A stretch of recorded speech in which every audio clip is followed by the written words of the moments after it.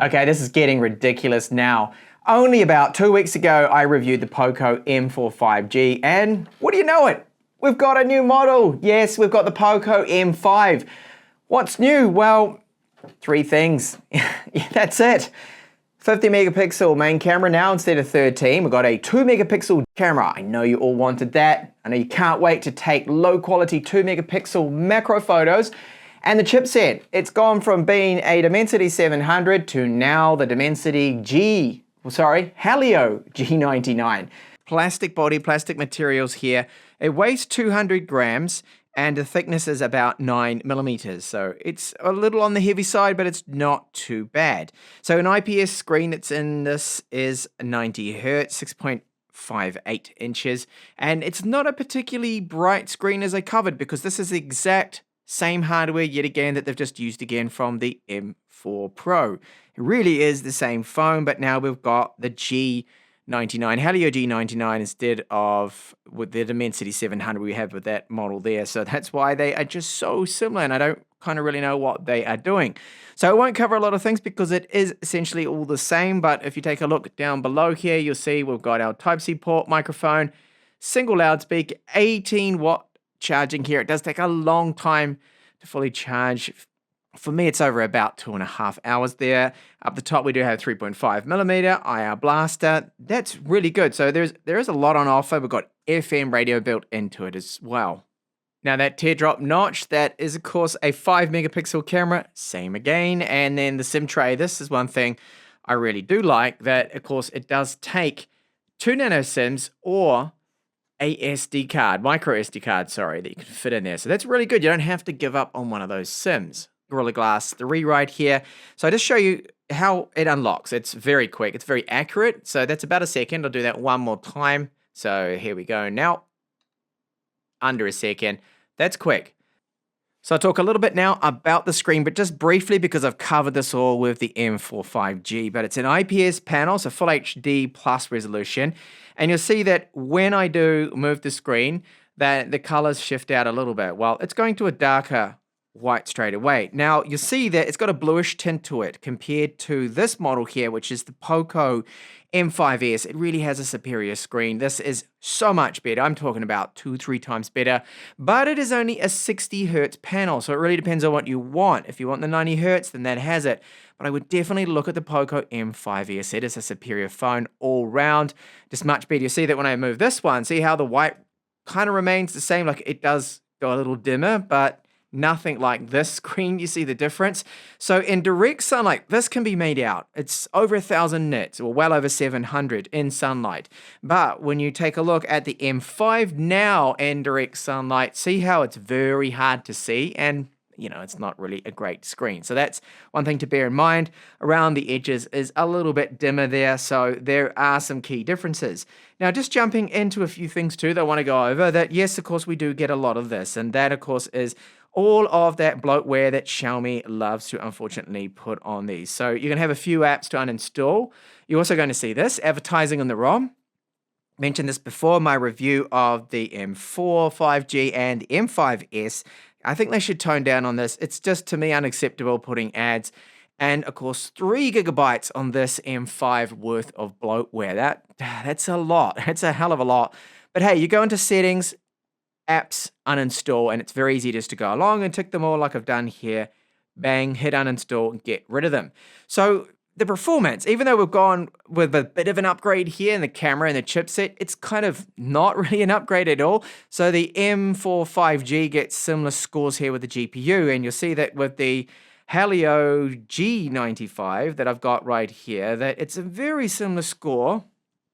Let's bring that in there. In fact, the GPU has better performance. So you're gaining a little bit more with the CPU and the memory and the UI there, not really that much, but it's the GPU thing that's the most important here if you intend to game. That I find gaming on this model is better, and I will get onto that later on in the video. So don't really focus too much on those scores, especially if you're thinking about the M4 5G. If it's cheaper, go for that model. I mean, it's really about the same if you're on a limited budget. So the internal storage, however, is a bit faster with this model. So you can see there, we do get some good speeds. Now, they are not going to be bottlenecking things. It's going to be the chipset that's going to bottleneck Audio quality sounds pretty much exactly the same again as the M4 5G. So at least we can, of course, use that 3.5mm headphone jack. Really good to have that. So the loudspeaker, just a single loudspeaker down the bottom. And I'll give you a sample now of what it sounds like at 100% volume.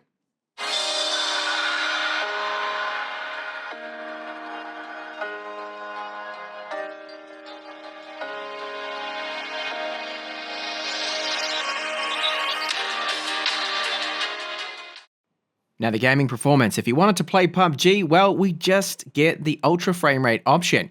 However, if you do have the POCO M5S, well, that Helio G95 gives us the extreme option. It's got a better GPU and it's probably the phone you want to get out of the new POCO M5 releases. So let's take a look at the gameplay capped at 45 frames per second. So I've got 2 kills already. Even though the frame rate is just 45 frames per second, it is smooth, there's no major lags or anything, so it will play PUBG just fine here, and other games not really a problem. But again, I'll say it, that the POCO M5S is probably the one to go for because you get 60 frames per second, better GPU performance, and just overall, it's a lot nicer gaming with that Super AMOLED screen. Even if it's capped at 60 frames per second, 60 hertz, this is 90 Hz, but we can only run the game at 45 frames per second. Over to our cameras now. So the 50 megapixel sensor does take a good photo. Not bad considering the price of this phone. There is a bit of shutter lag, so do be careful with that. That sometimes if there's a bit of wind, things will look blurry. So here, these photos of the yacht, the castle in the background, a bit of a storm approaching. Not bad at all. This is the 50 megapixel mode, so lots of detail captured. It's an 11 megabyte photo. Front-facing portrait shot looks alright, but it is a little too wide, a little overexposed here. The sky is completely blown out. Portrait shot with the rear camera looking reasonably good. Stitching is okay. And then this is the worst thing about the cameras, is the video quality. So we get 1080p 30 frames per second. There is no 1080p 60 frames per second. There is no electronic image stabilization on both of the cameras. So the front 5 megapixel and the rear 50 for video, terrible. Shaky footage, not looking good. Audio bitrate is 256 kilobits per second, which is good. That's more than what I would expect, considering this is their affordable phone.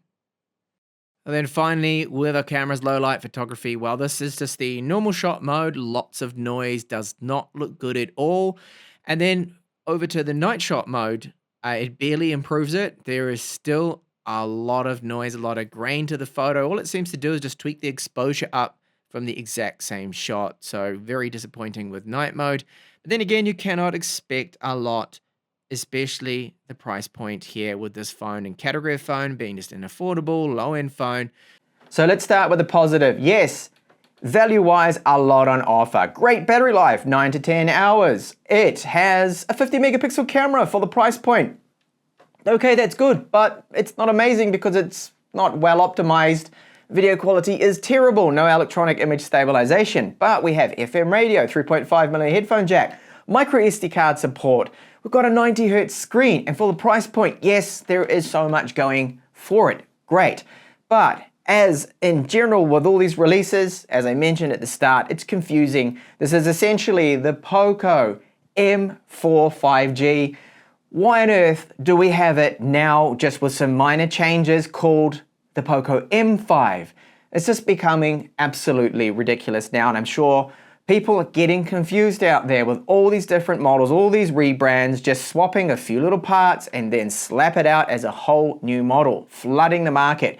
I think this is hurting the brand. I really do.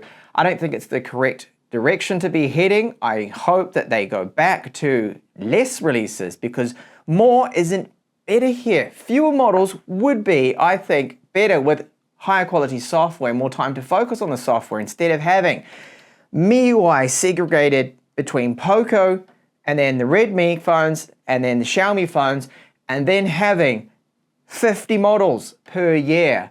It's not the way I think to be doing things, to be doing business here. But hey, what do I know? I just now and then review phones, hey.